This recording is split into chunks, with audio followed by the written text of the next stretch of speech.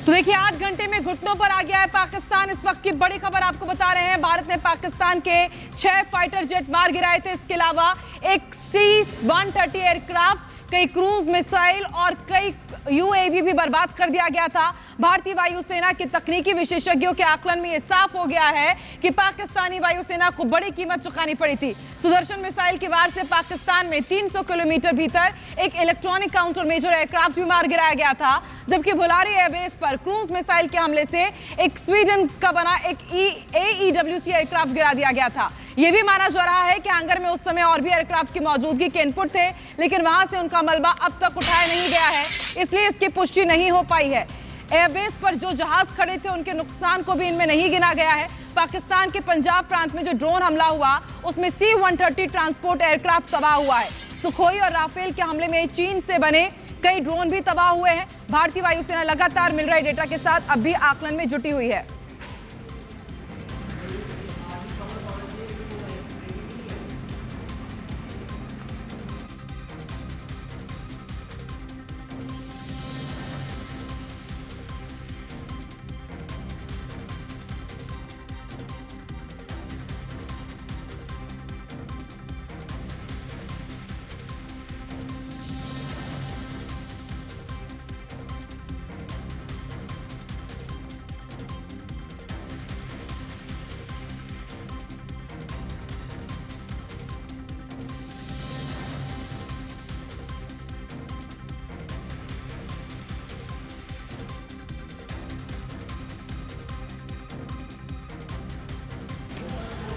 तो पाकिस्तान एयरफोर्स को थोड़ा नहीं खासा नुकसान हुआ है। ऑपरेशन सिंदूर की सफलता के बाद अब आकलन किया जा रहा है कि आखिर पाकिस्तान को कितना नुकसान हुआ है। बुलारी एयरबेस पर जो हमला किया गया भारतीय सेना की तरफ से, उसमें भी कई बड़े खुलासे हुए हैं। 6 फाइटर तबाह हो गए थे।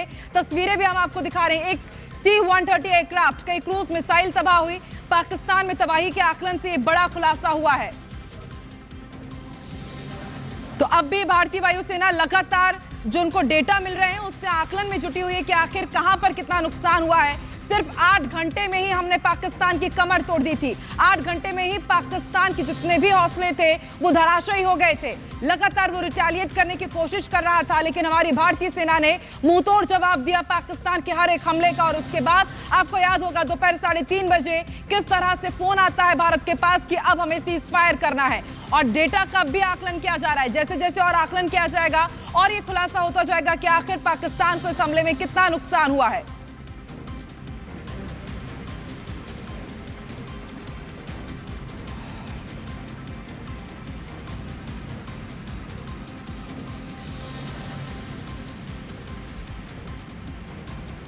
तो सिर्फ 8 घंटे में पाकिस्तान घुटनों पर आ गया है। और भारतीय chief of defence staff Anil Chauhan ने ऑपरेशन सिंदूर के बाद बेहद बड़ा बयान दिया है। यह भी बताया कि पाकिस्तान कितना बौखलाया हुआ था। एक कार्यक्रम के दौरान सीरियस अनिल चौहान ने बड़ा बयान दिया है। उन्होंने बताया कि पाकिस्तान किस तरह से खुराफात करने की कोशिश कर रहा था और पाकिस्तान के आतंकी अड्डों पर जब भारत ने कार्रवाई की तो उसके होश उड़ गए। उसके बाद पाकिस्तान ने 48 घंटे में भारत से जीतने की कोशिश की, लेकिन पाकिस्तान को डर सता रहा था कि आखिर भारत उसके साथ क्या करेगा। 48 घंटे में भारत से जीतने का उसने टारगेट बनाकर रखा था, लेकिन सारी प्लानिंग की हवा सिर्फ 8 घंटे में ही निकल गई। सोचिए, पाकिस्तान ये सोच रहा था कि वो 48 घंटे हमें जवाब दे पाएगा, लेकिन सिर्फ 8 घंटे में ही पाकिस्तान की हवा निकल गई। पाकिस्तानी डिफेंस सिस्टम को इतना बड़ा नुकसान हुआ है कि 8 घंटे में ही उसने सीज फायर की भीख मांगना शुरू कर दिया था। उसे डर था कि युद्ध और आगे बढ़ा तो बड़ा नुकसान उठाना पड़ेगा, जिसके बाद लगातार पाकिस्तान की ओर से भारत को बातचीत के लिए कॉल किया जाने लगा। और जैसा कि भारत ने पहले ही कहा था कि हम युद्ध नहीं चाहते हैं, हमने सिर्फ पहलगाम आतंकी हमले का बदला लिया, हमने उनके आतंकी ठिकानों को नेस्तनाबूद किया। लेकिन पाकिस्तान एक ऐसी दुम है जो कभी भी सुधर नहीं सकती, कभी भी ठीक नहीं हो सकती। तो उसने जब फिर हमारे ऊपर हमला किया तो हमने करारा जवाब दिया और सिर्फ 8 घंटे के अंदर ही पाकिस्तान ने घुटना टेक दिया। 48 घंटे की उनकी तैयारी थी, लेकिन 8 घंटे के बाद ही वो भारत को फोन करके भीख मांगने लगा कि अब सीज फायर होना चाहिए।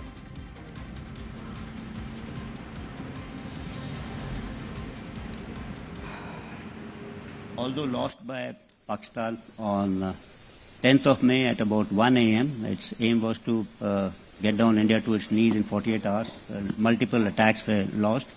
From their perspective, it would have been rational in the sense they would have said that you use military means to hit these targets. But it was also rational on their part, operation which they thought they'll continue for 48 hours, folded up in about 8 hours. And on 10th, when they picked up the telephone and said they wanted to talk.